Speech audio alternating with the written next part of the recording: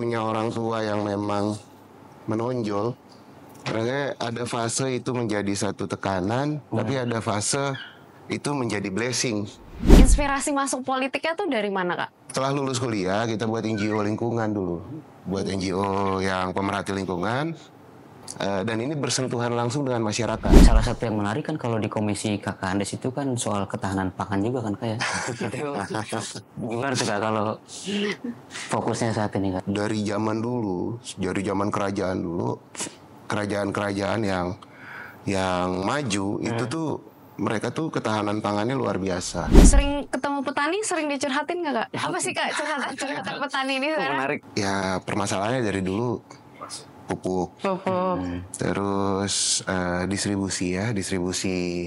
Harapan Kakak buat generasi muda nih, Kak, untuk peduli isu lingkungan, lebih aware lagi sama isu lingkungan apa, Kak? Kita jaga alam, alam jaga kita.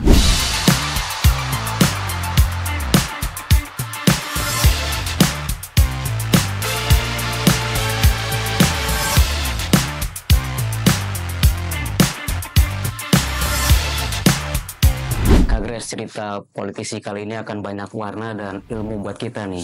Karena konsistensi, kemudian semangat dan perjuangan itu ternyata membuahkan hasil.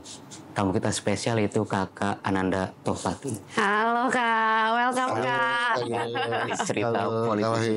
Jadi memang sejak 2014 Kakak Ananda ini udah berjuang gitu ya. Mulai dari DPD waktu itu ya Kak ya? Oh iya. Itu 2014 DPD, buat DPD di Provinsi Lampung dulu. Oh itu Provinsi Lampung ya. Kalau nggak salah waktu itu dari 4 kursi ya.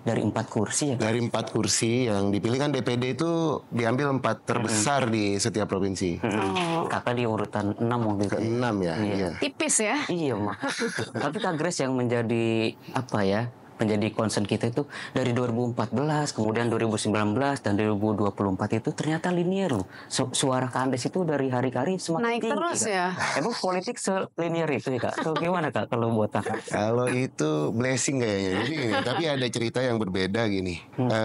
Waktu 2014 tuh di Lampung, karena kebetulan saya lahir dan besar tuh di Lampung.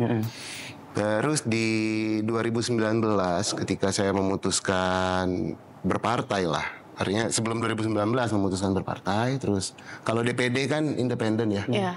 Nah di 2019 terus ngobrol sama orang tua, ngobrol sama waktu itu sama Mama Kang Saan. Oh iya. Terus tiba-tiba dari Lampung nih pindahnya ke Jawa Barat. Jawa Barat 3. Jawa Barat 3, Cianjur sama Kota Bogor. Terus saya cuma berpikir kalau kita mau berbuat kan di mana aja ya, Kak Grace. Artinya ya udah kita coba waktu itu. Ya walaupun di 2019 tuh belum berhasil. Iya. Waktu itu kalau nggak salah kakak 20.000, tapi kursi yang masuknya 21.000. Iya, selisihnya 1.000 sekian ya, hampir 2.000 lah kalau nggak salah. Terus ternyata di 2024 luar biasa alhamdulillahnya 24.383 suara. Iya nggak banyak loh itu Kak Wahyu, cuman artinya memang di sana dinamikanya menarik. Rata ya kita tuh di tim kita, di list kita, caleg-caleg kita itu ternyata memang semua alhamdulillah kerja. Jadi walaupun suaranya tidak banyak, itu membuahkan 1 kursi. Iya, yang pas di 2024 itu memang akhirnya saya suaranya sedikit lebih banyak lah, sekitar selisih 2-3 ribuan ya kalau nggak salah. Berarti perjuangannya udah dari 2014 terus ke 2019 sampai akhirnya 2024. Bukan perjuangan dong. Perjalanannya 2014. Perjuangannya karena memang di Dapil Jawa Barat 3 itu kita yang kedua kali mencalonkan, berarti perjuangannya dimulai itu 2019 ya, 2018 17 lah. Tapi aku penasaran sih Kak, dari 3 kali ikutan gitu, inspirasi masuk politiknya tuh dari mana Kak? Kalau bicara itu sulit. Jadi kebetulan saya lahir dan besar memang di keluarga mama tuh seorang birokrat dan dekat dengan dunia politik. Akhirnya dulu ya sering terganggu, akhirnya mencoba memahami dan hidup di lingkungan itu. Nah, di perjalanannya memang saya lebih banyak bermain di relawan dan NGO tadinya. Oh, awalnya ya. Jadi kita memang main di NGO dulu zaman kuliah tuh kita suka ikut-ikutan pencinta alam dan lain-lain. Pas lulus kuliah, aku lupa ya, nggak pas lulus sih.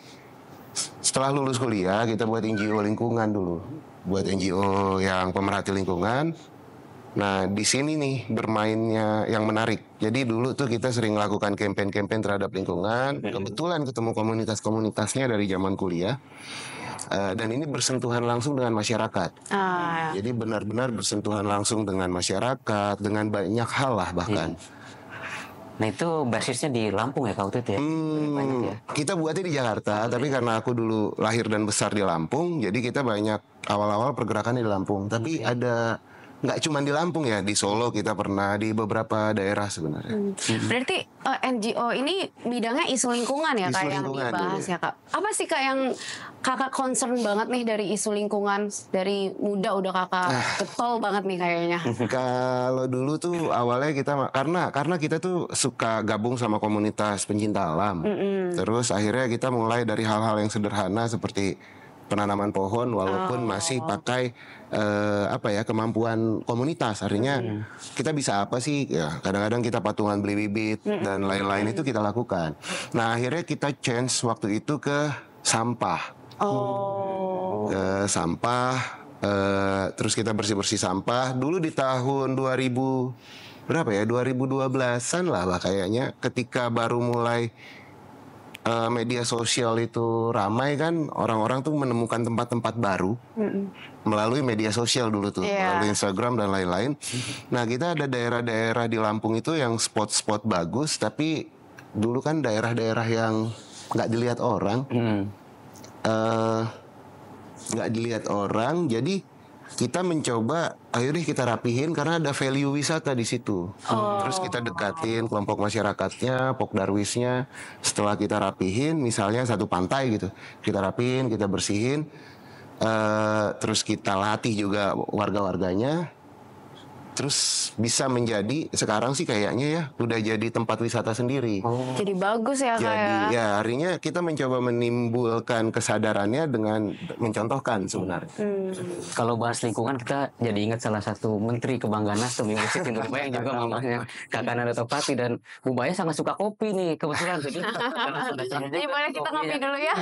Biar gak ngantuk. Thank you. Silakan Kak. Pakai gula? Enggak ya. Thank you. Soalnya udah manis atau gimana? Kalau udah ada aku yang manis. Nah Kak Grace, kalau kita bicara tentang, karena Kakak Nanda dari kecil sudah banyak dapat insight terkait mungkin dunia politik gitu ya dari Bu Baya katakanlah, itu sebetulnya menjadi tantangan tersendiri kah, atau ada beban tersendiri, atau justru sebetulnya itu blessing gitu Kak? Nah kalau itu tergantung sudut pandang kayaknya, karena fasenya rasanya hampir semua kita gitu ya. Kalau punya orang tua yang memang menonjol, karena ada fase itu menjadi satu tekanan, tapi ada fase itu menjadi blessing. Artinya mungkin itu kan sudut pandang kita dulu ya, kalau boleh jujur ya sempet lah iri dengan kawan-kawan di masa kecil itu. Wah, mereka bisa main sama orang tuanya penuh waktu yang penuh, dan mereka bisa banyak hal gitu. Nah dulu sempat ngambek lah, kalau anak kecil kan ngambek ya. Dulu sempat ngambek dan protes soal itu. Tapi kan berjalannya waktu, akhirnya mungkin pendewasaan namanya, akhirnya bisa melihat dari sudut lain. Itu pas kuliah lah terutama, mulai bisa diskusi soal banyak hal, soal mulai dari pelajaran, mulai kehidupan dan semua hal gitu. Nah ternyata mamah nih spesial gitu, artinya nggak sama, di ini lebihnya nggak sama orang tua yang lain. Artinya ya buat saya ya nggak sama buat dari orang tua yang lain, sehingga bisa belajar lebih banyak dan lebih komplit. Jadi kalau pertanyaan Kak Wahyu tadi itu ya semua fasenya kayaknya terlewati Kak Wahyu. Jadi mulai dari ada nggak enaknya, tapi ternyata banyak enaknya. Dan apalagi ketika kita sudah dewasa begini kan, ketika kita sudah jauh lebih memahami soal kehidupan kita, lebih banyak blessingnya ternyata. Jadi kayak kita bisa cerita apa saja, bahkan diskusi apa saja gitu. Jadi teman diskusi ya Jadi kayak. banyak kan mama tuh jadi teman diskusi sebenarnya. Karena salah satu idola Kak Grace juga. Iya, aku banyak. pribadi ada beberapa kali ikut rapat sama Ibu Siti dan memang orangnya humble banget sih. Aku minta foto pun dia welcome, ayo foto, kamu mau ini gitu. Jadi penasaran Kak, Ibu Siti yang se-humble itu ada nggak sih value-value nilai kehidupan yang selalu ditanamkan ke kakak dari Ibu Siti? Kalau apa ya, banyak lah rasanya, hampir semua itu saya dapetnya dari mama ya. Karena memang ya benar-benar role model saya tuh ya mama ya. Ketika kita capek, ketika saya capek atau saya lagi terlalu pusing, saya cuma melihat mama pasti dulu mengalaminya lebih sulit dari ini. Jadi lebih nggak terlalu ya, nggak merasa sendiri lah akhirnya. Dan kalau bicara value, mama itu dulu ngedidiknya dengan, kalau tadi Kak Grace bilang humble, kita itu dari kecil selalu diminta membedakan keinginan dan kebutuhan. Dan mama tuh dulu paling marah kalau anak-anaknya mengunderestimate orang lain atau bahkan apa ya istilahnya, bereaksi yang agak kurang sopan atau ini, itu tuh mama paling marah soal itu. Terus kalau bicara value lain, dia selalu bilang seindah mata memandang tuh tidak seberat bahu memikul. Masya Allah. Sampai hari ini saya masih berpikir tuh apa. Cuma harinya kita tidak, akhirnya kalau saya memahaminya memang banyak hal itu memang banyak hal itu nggak bisa nggak cukup dengan kita hanya melihat, menilainya itu hanya melihat gitu. Artinya benar-benar kita pahami. Jadi kalau kita mau menilai sesuatu itu jangan melulu versi kita gitu. Aku justru sering like fotonya kakak Andes kalau di Instagram gitu. Dan banyak juga postingan Ibu Baya gitu kan, dengan caption-caption yang ya mengungkapkan ekspresi sayang seorang anak kepada orang tuanya gitu. Sesayang itu kan. Ini balik lagi ya ke yang pertama tadi nih. Karena dulu saya protes dengan sibuknya mama. Ibu ya. Jadi kalau bicara cerita sejarahnya, dulu kan saya lahir dan besar di Lampung, tuh sampai SMP nih. Terus mama tuh dulu dinas di Lampung. Terus tiba-tiba di tahun 97, 98, aku tuh belum lulus SMP, mama ke Jakarta. Mama ke Jakarta, jadi kita masih sekolah kan, baru ikut pindah lagi. Setahun mama di Jakarta baru aku pindah. Jadi kita tuh banyak waktu yang nggak barengan. Terus bahkan dulu waktu mama S2 tuh tahun berapa saya lupa, saya masih kecil. Itu juga komunikasinya zaman dulu kan ya. Zaman dulu itu mama selalu kirim tape kaset itu, rekaman itu. Jadi kita nggak bisa, dulu belum ada handphone lah ya. Nggak bisa telepon, nggak bisa ya. Terus mama juga karena dulu kan nggak pulang gitu, jadi benar-benar ngirimin tape. Jadi physically kita nggak terlalu dekat dulu. Nah di perjalanan yang saya cerita tadi, memang mencari sendiri ya, apa sih gitu. Ini dulu protesnya udah banyak, protes itu banyak banget. Protes nggak mau pulang, dulu bahkan sempat gue mau kuliah di yang jauh aja deh gitu, supaya nggak mikirin di kita kok deket tapi nggak deket gitu. Nah saya lupa apa ya titik baliknya, terus tiba-tiba oh ini mama gitu. Saya harus bersyukur dengan apapun itu gitu. Nyatanya mama tuh kerja atau mengabdikan diri dia tuh buat orang banyak. Terus kenapa saya harus protes atau marah atau bahkan jealous? Nah bicara yang lain-lain kan linier, dengan akhirnya pendidikan saya terpenuhi, semua kebutuhan kita terpenuhi, terus mengambil sisi positifnya ya Kak. Nah ketika sisi positifnya kita bisa ambil, justru lebih banyak sebenarnya keuntungan punya orang tua seperti mama. Tapi luar biasa sih dari yang awalnya banyak protes akhirnya bisa berdamai gitu Kak, terus bisa ambil sisi positifnya gini gitu. Itu luar biasa sih. Jadi Karena walaupun jauh rasa sayangnya kerasa banget. tetap sama, makanya Daripada captionnya udah deket tapi lucu-lucu nggak ya. saling sayang ya kan. Iya. Captionnya makanya cute-cute gitu ya. Nah sekarang Kakak udah di DPR Kak, di Komisi 4 nih. Nah itu ada nggak faktor dari keluarga yang jadi faktor nih kalau menyusun kebijakan harus begini-begini sebab keluarga aku gini-gini gitu. Oh kalau ini, jadi kayaknya kalau setiap ada isu-isu, saya masih diskusi sama mama. Wow. Dan pada dasarnya mama pernah di sana dan memang untuk yang kemarin dibidanginya kan mama juga menurut saya mama lah lebih mengerti banyak gitu. Jadi semua kita masih diskusi Sampai sekarang ya Kak ya? sampai sekarang. Salah satu yang menarik kan kalau di komisi Kakak Andes itu kan soal ketahanan pangan juga kan Kak ya. Gimana tuh Kak kalau fokusnya saat ini Kak? Kalau ini saya pribadi ya, kalau saya pribadi menilai ketahanan pangan ini tuh yang mesti kita nilai adalah niatnya. Artinya dari zaman dulu, dari zaman kerajaan dulu, kerajaan-kerajaan yang maju itu tuh mereka tuh ketahanan pangannya luar biasa. Jadi mereka menjamin ketersediaan pangan untuk rakyatnya itu luar biasa. Nah, kalau ini bisa diterapkan dan bisa berhasil di Indonesia, karena kebutuhan dasarnya manusia ini kan rakyat ini kan adalah pangan. Pangan ya. Nah, memang niatnya menurut saya patut kita apresiasi dan patut kita dukung. Tinggal nanti teknisnya seperti apa, nih kita lihat bersama dan kebetulan saya di Komisi 4 nanti kita awasi bersama sebenarnya. Iya. Cuma belum ada pembahasan lebih jauh ya. Nah, pembahasan teknis yang lebih jauh tuh memang belum sampai sedetail itu. Tapi kalau soal pangan di Cianjur sendiri Kak, tempat Kakak saat ini gimana tuh Kak? Kan dulu penyuplai salah satunya beras Iya. ke sana kan ya. Betul. Cianjur itu dulu terkenal berasnya. Cuman kalau ini aku baru nerima masukan dari masyarakat Cianjur ya. Memang banyak orang-orang Cianjur yang concern karena jumlah sawah tuh berkurang hari ini. Jumlah sawah berkurang, tapi ini kan juga linear dengan tingkat pertumbuhan penduduk sebenarnya. Jadi memang agak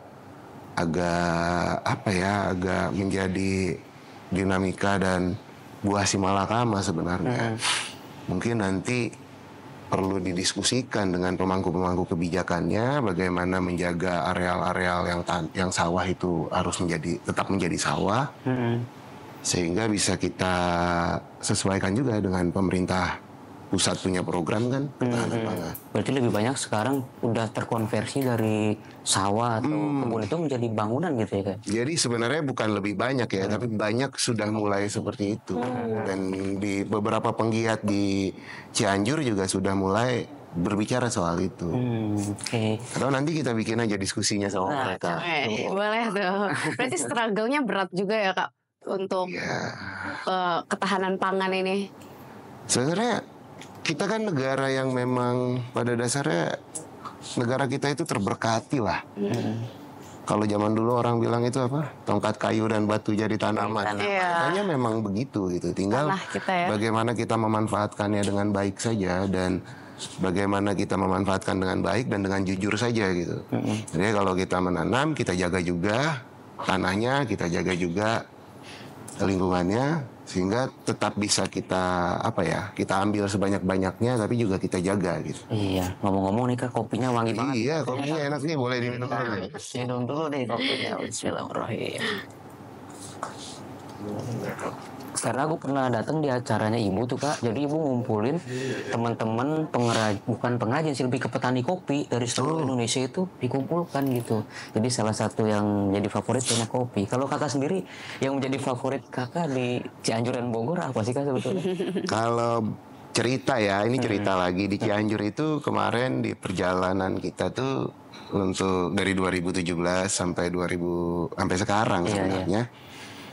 Binaan kita tuh memang petani juga. Kebetulan dulu ada program pemerintah perhutanan sosial, jadi kita sudah dapatin juga beberapa lokasi perhutanan sosial. Nah, yang hari ini sedang berjalan tuh kopi lagi.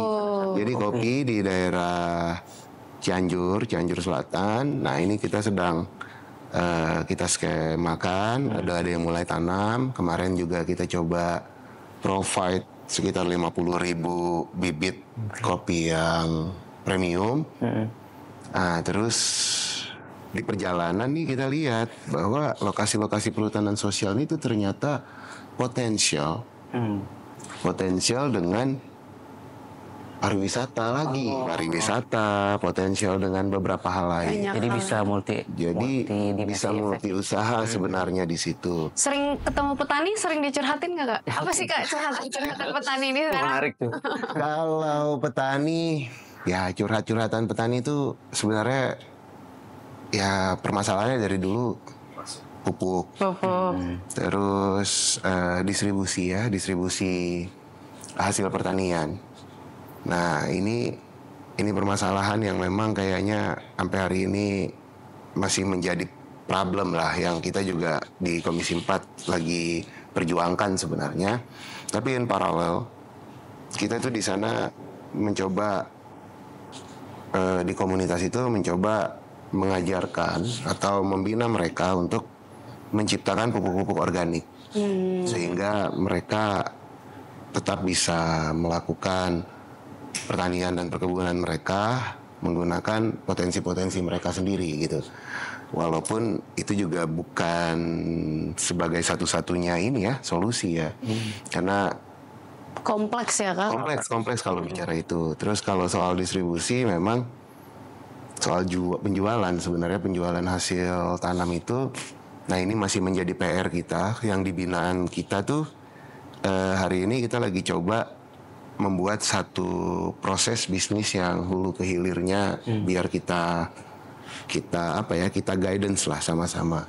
Ada satu petani kopi yang di daerah Campaka, Cianjur Selatan itu kita sudah ekspor ke Turki. Wow. Kualitasnya udah ekspor ke Yes. Ntar kapan-kapan saya bawa deh. Cobain. Nah, jadi ini yang sedang kita trial untuk coba kembangkan. Mungkin kita sedang cari off taker lah sebenarnya, off taker supaya bisa membeli hasil-hasilnya. Membeli hasil-hasilnya. Sibuk banget nih kayaknya ya jadi wakil rakyat. Wede, urusin ini, urusin itu. Buat hobi masih ada waktu nggak Kak? Hobinya apa nih? Kalau hobi itu aku tuh gak banyak hobi yang yang fokus sebenarnya. Sempat kemarin suka golf karena pada saat itu kita masih mulai dari kampanye itu kan kalau istirahat ya waktunya banyak.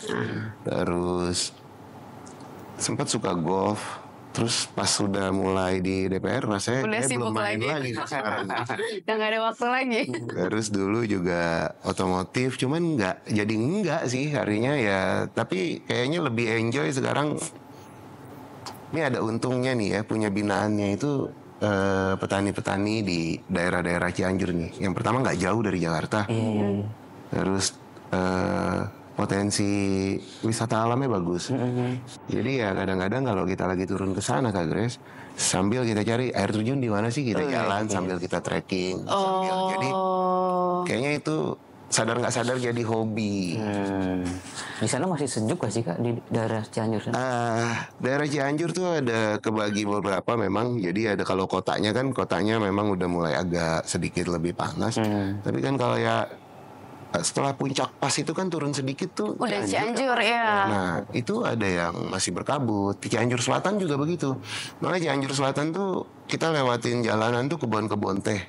Nah kadang-kadang kan kalau ada warung kopi ya kita healing dulu gitu di situ kan, kita healing dulu. Tapi memang Cianjur tuh salah satu destinasi short escape buat kita orang Jakarta tau Kak. Aku juga sama teman-temanku kalau cuma punya waktu kosong dikit, kita ke Cianjur coba kan adem gitu. Enak. Sate Marangi gitu. Iya, enak suasananya. Kalau gitu potensi-potensi wisata yang punya kelompok ini nanti kita kita coba suruh kembangkan. Nanti Kakak Grace sama Ayu cariin marketnya nih anak-anak dari Jakarta. Pokoknya nanti aku bawa rombongan 3 bus Kak. Kalau hobi untuk golf itu udah nggak lagi ke otomotif juga udah nggak terlalu. Mungkin musik, buku gitu nggak ada ya? musik tuh so-so sih. Kita anak 90-an kayaknya lagunya itu-itu aja ya. Lagunya itu-itu aja, kadang-kadang di mobil tetap yang di setel lagunya itu-itu aja juga gitu. Terus kalau buku, nah ini balik lagi nih ke mama nih. Jadi setelah dilantik itu yang diwariskan tuh, bukan diwariskan sih, yang ditugaskan tuh buku tuh Baca ada berapa buku. kontainer kemarin tuh. Ini bukunya semua nih, mulai dari fungsi legislasi, terus yang spesifik teknik tentang kehutanan, pertanian tuh mama punya tuh. Dan kita tuh udah, ini belum rapi semua nih. Rapi aja belum ya, apalagi dibaca nih kayaknya belum. Itu udah ada tuh PR, udah ada 3 kontainer kayaknya kemarin bukunya dikirimin ke rumah sama mama. Tapi memang pelan-pelan sih kita baca kok. Nah, kalau dibilang itu hobi itu gimana ya Kak ya? Kalau aku kan hobinya main. Kita juga masih maunya gitu. Kalau sekarang hobinya Kandes main tapi sambil bertemu masyarakat menjaring aspirasi. Nah, tapi ada ya, kalau ini mungkin hobi ya. Jadi kayak tadi kan aku bilang kalau kita lagi ke Cianjur, jadi sambil ketemu masyarakat gitu ya. tuh yang di daerah-daerah tuh kadang-kadang kita parkirnya di mana, jalannya itu masih setengah jam lagi kita jalan kaki karena mesti naik ke atas bukit gitu. Nah, itu juga Jadi salah bisa, satu hobi. itu enjoyable sih sebenarnya. iya. Jadi benar-benar bisa kita sambil main, sambil dinikmati lah. Dan kebetulan dari dulu saya juga tuh tertariknya begitu. Jadi kayak dulu papa tuh punya kebun di Lampung. Lihat kebun kan, kita juga udah nggak di sana, kita tinggalin, akhirnya kita jadiin taman. Kita jadiin taman bermain, jadi taman pariwisata. Terbuka untuk umum nggak? Yes, jadi bisnisnya begitu. Oh. Jadi bisnis gitu, kita ambil value bisnisnya. Terus kemarin juga ada sama kawan-kawan di daerah Bogor, kita buatnya begitu, buat glamping. Ya glamping seru banget. Jadi, Iya. Nah ini saya dispute nih soal hobi sama bisnis. Mendukung gitu. Tapi ternyata bisa gitu. Artinya gini, poinnya adalah ketika kita menyukai sesuatu itu kan, kalau kita kutak-atik itu bisa jadi apa saja gitu. Artinya apakah bisa menjadi bisnis kita, apakah bisa menjadi tetap memuaskan hobi kita. Banyak peluang ya Kak? Banyak peluangnya. Tapi aku mulai teringat ini Kak, salah satu pernyataan Kakak sebetulnya NGO ini kan juga udah bersentuhan dan membantu masyarakat juga nih Kak. Yes. Tetapi ada salah satu jalan yang bisa makin luas nih pengabdiannya, salah satunya dari DPR. Nah kita kepo juga nih, sebenarnya DPR ini tujuan atau jalan sih untuk Kandes ini? Kayaknya jalan deh. Kalau saya sih melihatnya ini jalan deh, karena memang dulu tuh nggak sempet, nggak apa ya, artinya tidak yang harus gitu, enggak.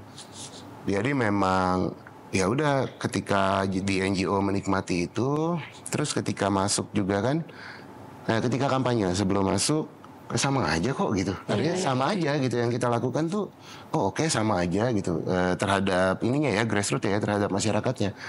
Nah, sampai hari ini pun ketika kita turun reses ataupun lagi ketemu masyarakat ya begitu juga polanya. Sama aja ya, kurang Sebenarnya lebih. apa yang bisa kita buat, bagaimana masyarakat itu bisa terbantu dengan semua problematikanya, kan lebih di situ sebenarnya.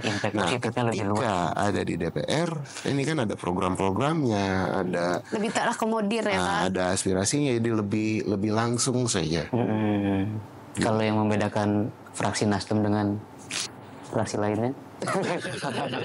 Saya kalau fraksi Nasdem, karena kita Nasdem nih. Enggak gitu.